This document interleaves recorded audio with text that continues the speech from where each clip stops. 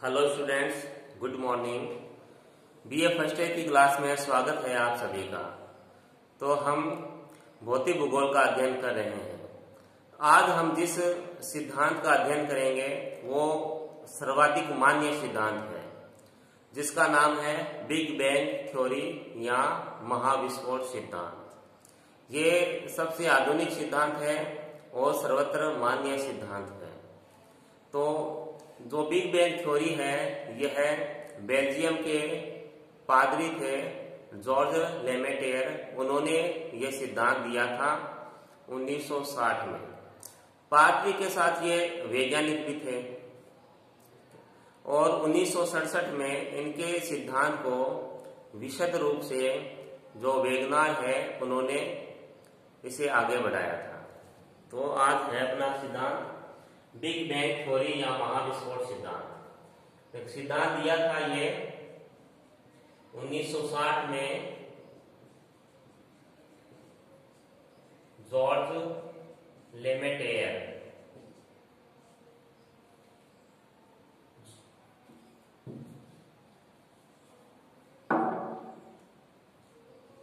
George लेमेटेयर ने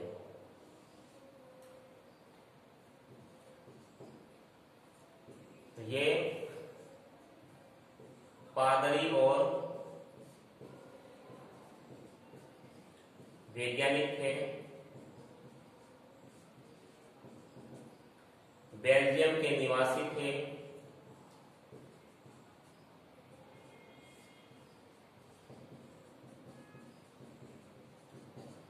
Belgium के ये निवासी थे। इसके बाद देखो इनका जो सिद्धांत था 1967 में रॉबर्ट वेगनर ने 1967 में रॉबर्ट वेगनर ने इसमें विशद व्याख्या की थी। इसकी विशद व्याख्या की। इनके सिद्धांत को आगे रॉबर्ट वेगनर ने बढ़ाया था। जब जॉर्ज लेमेटेयर ने अपना सिद्धांत दिया था उस समय लोगों ने इस पे विश्वास नहीं किया था। उसके बाद देखो एक खगोलविद थे हब्बल, डेविड हब्बल नाम है इनका, हब्बल। इन्होंने ये क्या आकाश गंगाओं का अध्ययन कर रहे थे। आकाश गंगाओं का अध्ययन। जो डेविड हबल थे ये आकाश गंगाओं का अध्ययन कर रहे थे काफी समय से। तो इन्होंने देखा कि जो आकाश गंगाएं हैं वो फैलती जा रही हैं, फैल रही है। आकाश गंगाएं फैल रही हैं। आकाश गंगाओं का फैलने का अर्थ यह हो गया कि जो ब्रह्मांड है वो फैल रहा है। ब्रह्मांड फैल रहा है।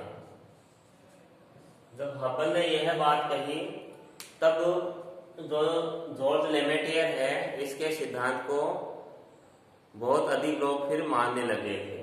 उससे पहले इस जॉर्ज लेमेटेयर के सिद्धांत है जो बिग बैंग थ्योरी है या महाविस्फोट सिद्धांत है, लोग इसे उतना स्वीकार नहीं कर रहे थे। मगर हबल ने यह बताया कि जो ब्रह्मांड है उसका प्रसार हो रहा है, वो फैल रहा है। इसमें देखो आकाश गंगाओं में क्या असंख्य तारे होते हैं। तो हबल क्या एक निश्चित तारे को देख रहा था, तो तारा धीरे धीरे उस तारे की क्या रोशनी कुछ कम होने लगेगी, क्योंकि ब्रह्मांड फैल रहा था, वो तारा भी कुछ दूर हो रहा था। तो इन्होंने देखा कि तारे की जो रोशनी है कम हो रही है।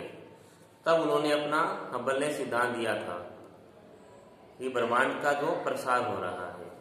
ठीक है, देखो ब्रह्मांड एक बिंदु से बना है। ये जो बिग बैंग थ्योरी है ये उस समय की है जब ब्रह्मांड में और संसार में कुछ भी नहीं था। देखो ना तो समय था, उस समय नहीं था, उस दौरान सब शून्य था। ये उस समय की बात कर रहा है। बिग बैंग थ्योरी में उस समय की बात करते हैं जिस समय दुनिया में कुछ भी नहीं था, मतलब कुछ भी नहीं बना था, समय भी नहीं था, ना समय था, ना स्थान था, ना पदार्थ था, कुछ भी नहीं था। तो जॉर्ज लेमेटियर ने कहा था कि कुछ भी नहीं था, केवल एक कोई बिंदु था। ठीक है, एक छोटा एक बिंदु था जिसे उन्होंने सिंगुलैरिटी नाम दिया था।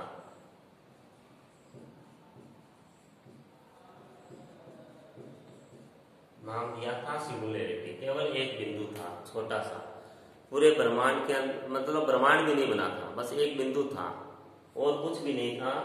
एक अनंत काल की बात है ये, सबसे शुरू से। और समय भी नहीं था, उस समय समय की गणना भी नहीं की जाती थी। तो इस पदार्थ में क्या हुआ, गुरुत्वाकर्षण, ये तो सिंगुलैरिटी जो पदार्थ है इसमें गुरुत्वाकर्षण,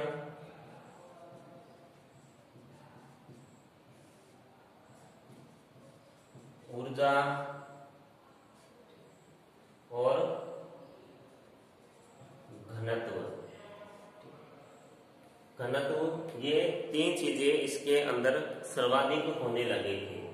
गुरुत्वाकर्षण बहुत अधिक हो गया था, बहुत अधिक इसके अंदर एनर्जी हो गई थी, और घनत्व भी इसका बहुत अधिक हो गया था। तो ये छोटा सा जो पदार्थ है इसके अंदर ये सारी चीजें होने के बाद ये क्या, इसमें विस्फोट हुआ, भयंकर विस्फोट। तो इसमें भयंकर विस्फोट होता है जब इसमें सिंगुलैरिटी जो कण है इसके अंदर जो विस्फोट होता है, उसके बाद जो इसके कण हैं वो फैल जाते हैं अनंत किलोमीटर तक, बहुत बड़ा प्रसार होता है, बहुत कई करोड़ों किलोमीटर तक इसके जो कण होते हैं वो फैल जाते हैं। उसी से ही देखो, उससे क्या होता है, आकाश गंगाओं का निर्माण होता है। तो एक मिनट, आकाश गंगा बहुत आगे निकल गए। देखो, एक विस्फोट होता है, विस्फोट के कारण देखो पदार्थ का जन्म होता है, और समय का भी जन्म होता है, उसके अलावा स्थान का भी जन्म होता है। जो ये तीन चीजें जो पहले नहीं थी, विस्फोट के बाद में पदार्थ भी बनता है, समय भी बनता है, जो अभी समय की गणना जो हम करते हैं, समय भी होता है और स्थान भी होता है। तो पदार्थों में देखो, सबसे पहले जो पदार्थ बने थे वो थे न्यूट्रॉन, प्रोटॉन, इलेक्ट्रॉन, फोटॉन, कुछ ऐसे ये पदार्थ बने थे जो कि प्रारंभिक कण थे। ये प्रारंभिक कण थे, इनको प्रारंभिक कण कहा गया था। इन देखो पदार्थों से फिर तत्व बनते गए, तो आगे से आगे मतलब तत्व, पदार्थ, तत्व, इन चीजों का आगे से आगे फिर निर्माण होता गया। तो इस विस्फोट से देखो, ये विस्फोट भी लगभग 15 अरब साल पहले हुआ है। 15 अरब साल पहले, ठीक है, 15 अरब साल पहले की बात कर रहे हैं हम। यानी जो ब्रह्मांड है इसका जो निर्माण है 15 अरब साल पहले हुआ है। ठीक है, तो इन देखो तत्वों में सबसे अधिक हाइड्रोजन तत्व मौजूद था इसके अंदर। सर्वाधिक मात्रा में हाइड्रोजन तत्व मौजूद था। ठीक है, हाइड्रोजन सबसे अधिक उस दौरान इसका निर्माण हाइड्रोजन का सबसे अधिक निर्माण हुआ था। फिर हाइड्रोजन के नाभिक बने। हाइड्रोजन से क्या हुआ? हाइड्रोजन के नाभिक बने। हाइड्रोजन के नाभिक से आकाशगंगाओं का निर्माण हुआ। आकाशगंगा से तारों का निर्माण हुआ और तारों से ग्रहों का निर्माण हुआ। तो ये प्रोसेस इस तरीके से चला था। एक महाविस्फोट हुआ, महाविस्फोट से पदार्थ बने, ठीक है, ये प्रारंभिक कण बने या पदार्थ थे। तो सबसे अधिक जो मात्रा थी वो हाइड्रोजन की थी। हाइड्रोजन के से नाभिक बने, इनके नाभिकों से आकाशगंगाओं का निर्माण हुआ। तो इस सिद्धांत का नाम क्या? महाविस्फोट सिद्धांत। यह एक विस्फोट होने के बाद फिर आकाशगंगाओं में विस्फोट होता है। आकाशगंगा में विस्फोट होने से तारों का निर्माण होता है। तारों में विस्फोट होता है, तारों के विस्फोट से फिर ग्रहों का निर्माण होता है। इसलिए इसको महाविस्फोट सिद्धांत भी कहा गया है। देखो तो आकाशगंगाएं, देखो आकाशगंगाएं बहुत अधिक मात्रा में है, लगभग 100 अरब आकाशगंगाएं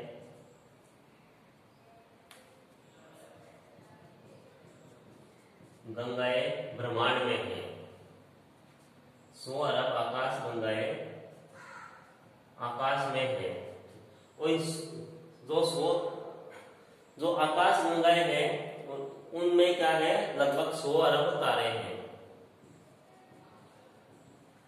आकाश गंगाओं में 100 अरब तारे हैं। तो 100 अरब आकाश गंगाएं हैं। आकाश गंगाओं के अंदर 100 अरब तारे हैं, ठीक है। सूर्य भी क्या है? एक तारा है, ठीक है। तो सूर्य का क्या है? सौर मंडल है, सौर मंडल है। तो उसी तरीके से इस ब्रह्मांड के अंदर जो हमारा सौर मंडल है, उसी तरीके से बहुत सारे सौर मंडल है अलग अलग आकाश गंगाओं के। तो ठीक है, यहां तक समझ गए होंगे। देखो हाइड्रोजन से बादल बने।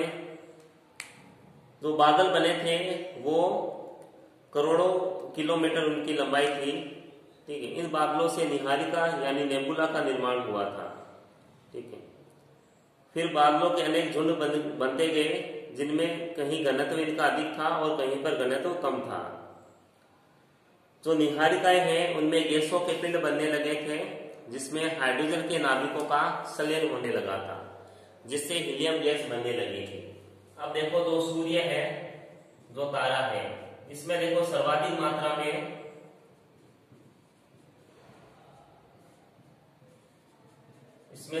मात्रा में हाइड्रोजन गैस है, ठीक है, हाइड्रोजन गैस है। तो सूर्य में क्या होता है? ये नाभिकीय संलयन की क्रिया होती है, नाभिकीय संलयन। तो नाभिकीय संलयन से हाइड्रोजन क्या है? हीलियम में चेंज हो जाता है, और यही सूर्य की ऊर्जा का कारण है कि इतनी अधिक ऊर्जा सूर्य के अंदर है। नाभिकीय संलयन मतलब जो नाभिक होते हैं वो आपस में जुड़ते हैं, तो उसे नाभिकीय संलयन कहते हैं। फिर देखिए इसमें आगे, तो आकाश गंगाओं में क्या भयंकर विस्फोट हुआ और तारों का निर्माण हुआ। तारों में विस्फोट के कारण ग्रहों का निर्माण हुआ।